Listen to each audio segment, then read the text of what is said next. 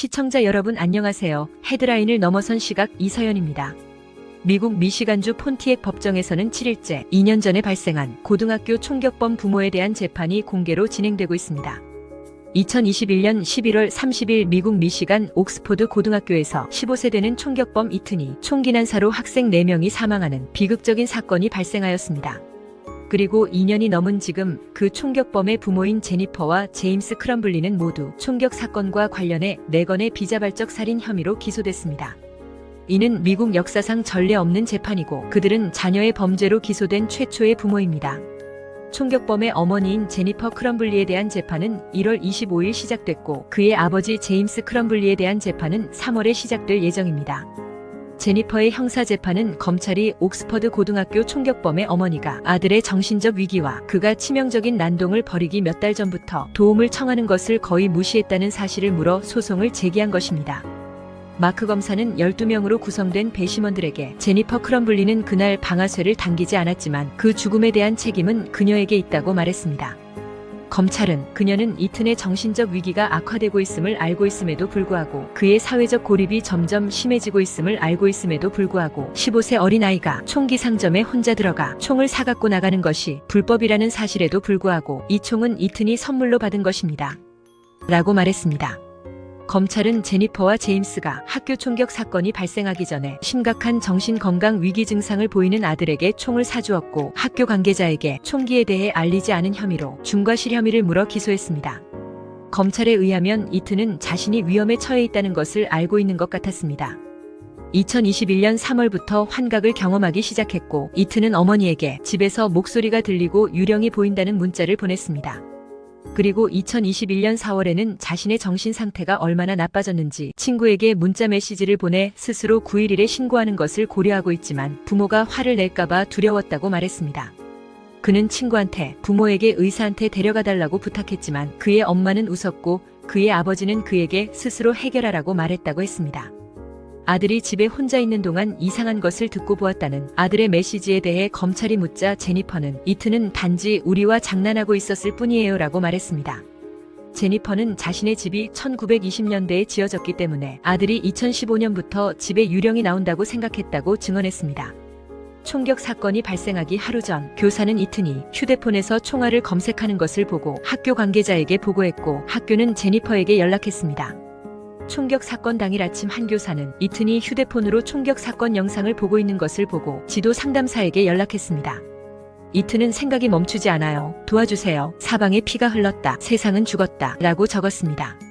재판 중 검찰이 소환한 증인들은 총격 사건 당일 아침 이튼의 학업에서 폭력적인 그림이 발견된 후 학교에서 부모에게 전화했고 이튼의 부모가 학교에 오자 학교 상담사는 부모에게 이튼이 자살 충동의 징후를 보이고 있다고 경고하면서 가능한 그날 아들을 위해 즉시 정신건강치료를 받을 것을 말하고 학교에서 집으로 데려가도록 권장했습니다. 그러나 부모는 그를 집에 데려가지 않기로 결정했습니다. 범인이 총격을 가하기 불과 30분 전에 그녀는 아들에게 메시지를 보내 괜찮냐고 물었습니다. 그녀는 이튼이 그들에게 무엇이든 하고 싶은 이야기를 할 수 있고 엄마와 아빠는 이튼을 질책하지 않을 것이라고 말했습니다. 이튼은 알고 있어요. 미안해요. 사랑해요라고 제니퍼에게 메시지를 보냈습니다. 그리고 몇 분 뒤 이튼은 바로 잔혹한 총격 사건을 벌였습니다. 부모에게 총격 사건 상황을 알리는 이메일이 발송된 후 제임스는 총이 집에 없다는 것을 발견하고 제니퍼에게 말했습니다. 그녀는 이튼에게 괜찮아? 나도 사랑해. 이튼 그러지 마. 라고 문자를 보냈습니다. 제니퍼는 이튼이 총으로 자살 시도를 한 것으로 잘못 인식했던 것입니다. 그리고 총격 사건이 발생한 뒤 총격범 이튼의 배낭은 화장실 안에서 발견됐습니다. 그 배낭 안에는 50개 이상의 종이에 총기 그림이 그려져 있었고 그의 일지는 학교 총격 사건에 관한 글로 가득 차 있었습니다. 이튼은 공격이 발생하기 전 일기에 이렇게 적었습니다. 나는 정신적인 문제에 대해 전혀 도움을 받을 수 없고 그로 인해 학교에 총격을 가하게 된다. 그녀는 이튼의 정신적 상태에 대해 잘 알지 못했다는 주장을 내세웠고 제니퍼의 변호사는 그녀가 이튼의 사고를 사전에 절대 예측할 수 없었다고 주장했습니다. 제니퍼는 이튼이 성적과 숙제, 고등학교 졸업 후의 계획에 대한 일반적인 불안보다 정신적 상황이 훨씬 더 악화되었다는 것을 깨닫지 못했다고 주장했습니다. 그녀는 증언에서 이트는 그의 미래에 대한 우려를 나에게 표현했지만 정신과 의사를 만나야 할 만큼의 수준은 아니었다고 증언했습니다. 제니퍼와 제임스에 대한 혐의가 발표된 후 부부는 아들의 은행 계좌에서 수천 달러를 인출하고 번호폰을 구입한 뒤 지인의 창고형 미술실에 숨어들었습니다. 경찰은 하루도 채 지나지 않아 이들을 발견하고 검거했습니다. 하지만 제니퍼는 총격 사건 발생 후 많은 협박 메시지와 위협을 받았고 자신들의 안전을 위해 마을을 떠났다고 주장하면서 도망쳤다는 검찰의 주장을 반박했습니다. 그녀는 자신의 아들이 이런 폭력 행위를 저지를 것이라고는 상상도 못했다고 했습니다.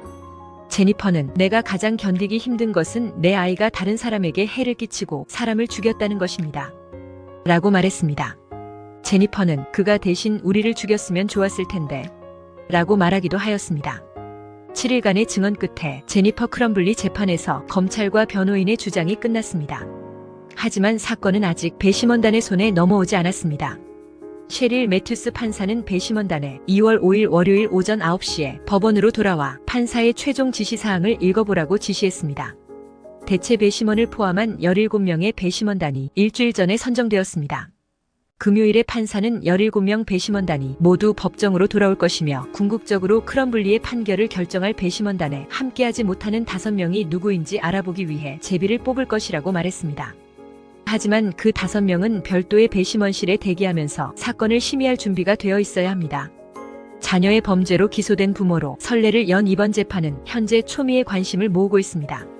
배심원단이 어떤 판결을 내릴지 오늘 결과가 나오는 대로 속보로 전해드리겠습니다. 이상입니다. 시청해주셔서 감사합니다. 여러분 다음 시간까지 안녕히 계셔요.